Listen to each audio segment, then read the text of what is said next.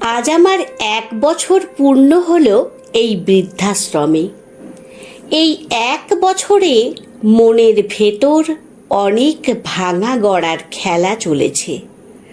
আজকের এই অবস্থার প্রকৃত কারণ পরিস্থিতির ভেতরে গিয়ে অনুসন্ধান করার চেষ্টা করেছি। যতই গভীরে গিয়েছি ততই নিজের ব্যর্থতা উপলব্ধি করেছি। কিছুদিন আগে পর্যন্ত অন্যান্য অনেক অভিভাবকের মতো আমিও আজকের পরিস্থিতির জন্য আমাদের একমাত্র পুত্র ও পুত্রবধূকেই দায়ী করেছি। তখন মনে ছিল একরাশ রাগ এবং অভিমান।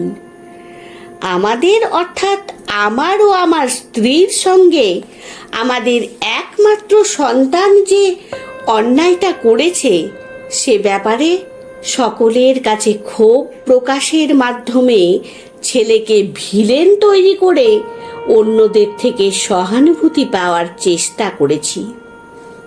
কিন্তু বাইরের কারোর সহানুভূতি আমাদের শান্তি দিতে পারেনি। তখন তো বুঝিনি আমাকে শান্তি দেওয়ার ক্ষমতা শুধুমাত্র আমার নিজেরই আছে। পরিস্থিতিকে আমি যেভাবে মনের কাছে ব্যাখ্যা করব মন সেভাবেই বুঝবে।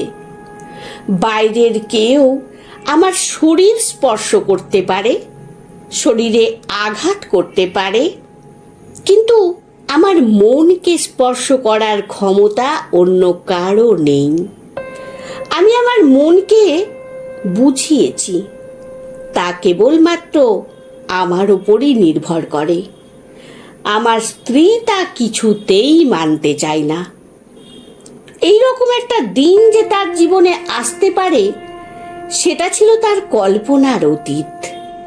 যে ছেলেকে জীবনে সুপ্রতিষ্ঠিত করার জন্য নিজের অনেক শখ আহ্লাদ বিসর্জন দিয়েছে, যে ছেলের উন্নতি ছিল তার একমাত্র ধ্যান জ্ঞান, সেই ছেলের কাছ থেকে এরূপ ব্যবহার কোনো যুক্তিতেই মেনে নিতে পারছে না। কিন্তু তিনি কি একবারও ভেবে দেখেছেন আমরা নিজেদের শখ আহ্লাদ ইচ্ছেগুলোকে ছেলের মধ্যে দিয়ে বাস্তবায়িত করার চেষ্টা করে গেছি? ছেলের মধ্যে নিজস্ব কোনো ইচ্ছে বা স্বপ্ন গড়ে ওঠার সুযোগই দিইনি।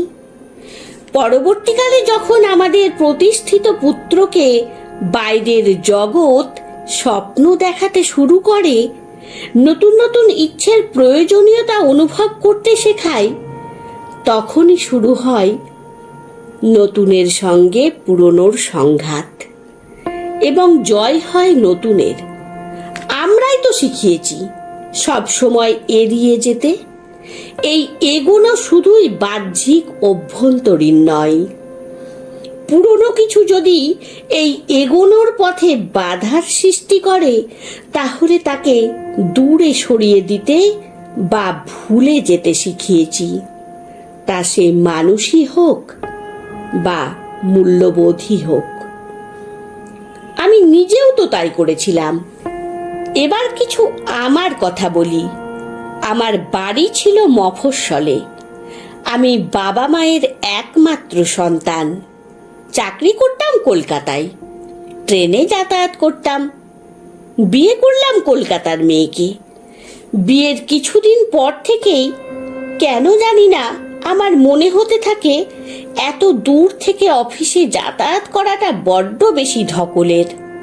বাবা মাকে বলে অফিসের কাছাকাছি একটা ফ্ল্যাট কিনে সেখানেই চলে এলাম। এই পুরো ব্যাপারটাই যে শুধুমাত্র আমার স্ত্রীর ইন্ধন ছিল তা নয়, আমার নিজেরও সুপ্ত বাসনা ছিল। আমার বাবা মা কিন্তু এই জন্য আমাদের উপর এতটুকু দোষারোপ করেনি, বরং আমার রোজকার যাতায়াতের দুর্ভোগ থেকে মুক্তি পাওয়াতে নিশ্চিন্তই হয়েছিলেন। তবে তারা আশা করতেন সপ্তাহে অন্তত একদিন তাদের সঙ্গে দেখা করতে যাব। প্রথম প্রথম তা সম্ভব হলেও পরে আর তা সম্ভব হয়ে ওঠেনি।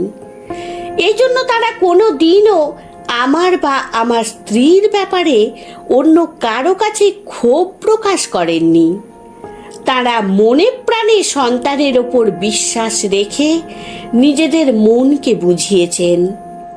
নানা রকম কাজের মধ্যে ব্যস্ত থাকার কারণে তাদের ছেলের পক্ষে সবসময় আসা সম্ভব হয়ে ওঠে না। আমাদের ছেলের হায়ার সেকেন্ডারি পরীক্ষার টেস্টের কিছুদিন আগে বাবা হঠাৎ করে খুব অসুস্থ হয়ে পড়েন। আমি বাবাকে দেখতে যাই। সেই সময় ছেলেকে একা রেখে স্ত্রীর পক্ষে আমার সঙ্গে যাওয়া সম্ভব হয়ে ওঠেনি। বাবা তার দাদু ভাই ও বৌমাকে একটিবার দেখার ইচ্ছে প্রকাশ করেন। বাড়ি ফিরে সে কথা স্ত্রী ও পুত্রকে জানাতে তারা পড়াশোনার ক্ষতির কারণে যেতে রাজি হয়নি। আমিও এই ব্যাপারে তাদের জোর করিনি। কিছুদিন বাদে বাবা মারা যান। সেই প্রথম আমার মধ্যে একটা অপরাধ বোধ কাজ করে। আমার স্ত্রী পুত্রের মনে অবশ্য বিষয়টা বিন্দু মাত্র রেখাপাত করেনি। তাদের কাছে তখন পরীক্ষায় একমাত্র ধ্যান জ্ঞান। এই জন্য পুত্রের অজুহাত দেখানোটা যে আমার উচিত ছিল না তা তখন বুঝতে পারিনি, বুঝিনি। স্বার্থপরতার যে বীজ আমরা বপন করে তাতে উচ্চশিক্ষার সার ঢেলে চাহিদার জল দিয়ে গেছি, সেই বীজই ততদিনে বৃক্ষে পরিণত হতে শুরু করেছে। বাবার মৃত্যুর পর আমার স্ত্রীর অনিচ্ছা সত্ত্বেও মাকে আমার কাছে রাখতে চেয়েছিলাম, কিন্তু মা রাজি হননি। তবে মা যতদিন বেঁচে ছিলেন মার জন্য সাধ্যমতো করার চেষ্টা করে গেছি। আজকের পরিস্থিতি আমার এতদিনের না মেলানো অনেক হিসেব মিলিয়ে দিয়েছে। আজ আমি বুঝতে শিখেছি, আমি যা দিয়েছি তাই পেয়েছি। ভালো হোক বা মন্দ হোক, প্রত্যেককেই নিজের কর্মফল ভোগ করতে হয়। তখন একটা প্রশ্ন আমার মনে উঠে আসে, তাহলে বাবা মাকে কেন বৃদ্ধ বয়সে একা থাকতে হয়েছিল? তারাও তো আমাকে স্বার্থপর হতে শেখাননি, কখনো কোনো অন্যায় কাজ করতে শেখাননি। সময় আমাকে সেই প্রশ্নেরও উত্তর দিয়ে দেয়। সেই ছোট্টবেলা থেকে শোনা কথার রহস্য আজ আমার সামনে উন্মোচিত হলো। বিভিন্ন সময়ে মহাপুরুষ এবং জ্ঞানী ব্যক্তিরা নানাভাবে প্রমাণ করেছেন আমাদের দেহের বিনাশ হলেও আত্মা অবিনশ্বর। আত্মা তার দীর্ঘ যাত্রাপথে দেহ পরিবর্তন করে থাকে। এক দেহ ত্যাগ করে পরজন্মে অন্য দেহ ধারণ করার সময় পূর্বজন্মের কিছু কর্মফল নিয়ে আসে, যা এ জন্মে তার ভাগ্য হিসেবে মনে করা হয়। অর্থাৎ ভাগ্য আমরা নিজেরাই তৈরি করি নিজেদের কর্মের দ্বারা। এক জন্মেই আমাদের সব হিসেব নিকেশ শেষ হয়ে যায় না। আমার বাবা মা নিশ্চয়ই পূর্বজন্মে কিছু ভুল কাজ করেছিলেন, যার ফল এই জন্মে পেলেন। বিষয়টি তারা উপলব্ধি করতে পেরেছিলেন বলেই তাদের জীবনের কোনো ব্যাপারেই আমাকে দোষী বা দায়ী করেননি, বরং নিজেদের চিন্তা ও কাজগুলোকে তারা সুস্থ এবং সুন্দর পথে নিয়ে যাওয়ার চেষ্টা করেছেন। মায়ের একটা কথা এখন খুব মনে পড়ে। তিনি বলতেন, আমাদের প্রতিটি চিন্তা ও কর্ম এবং সেই অনুসারে প্রাপ্য ফলের হিসেব রাখেন স্বয়ং ঈশ্বর। তার হিসেবে ভুল ত্রুটির কোনো সম্ভাবনাই নেই। আমার তখন ঈশ্বর, কর্মফল কোনো কিছুতেই আগ্রহ ছিল না। মাও কোনোদিন তার বিশ্বাস বা ইচ্ছেকে আমার উপর চাপিয়ে দেওয়ার চেষ্টা করেননি। আমাকে স্বাধীনভাবে চিন্তা করতে শিখিয়েছেন। কিন্তু আজ জীবনের এই চরম সত্যিটাকে উপলব্ধি করতে পারছি। এখন আমিও তাদের পথই অনুসরণ করার চেষ্টা করছি।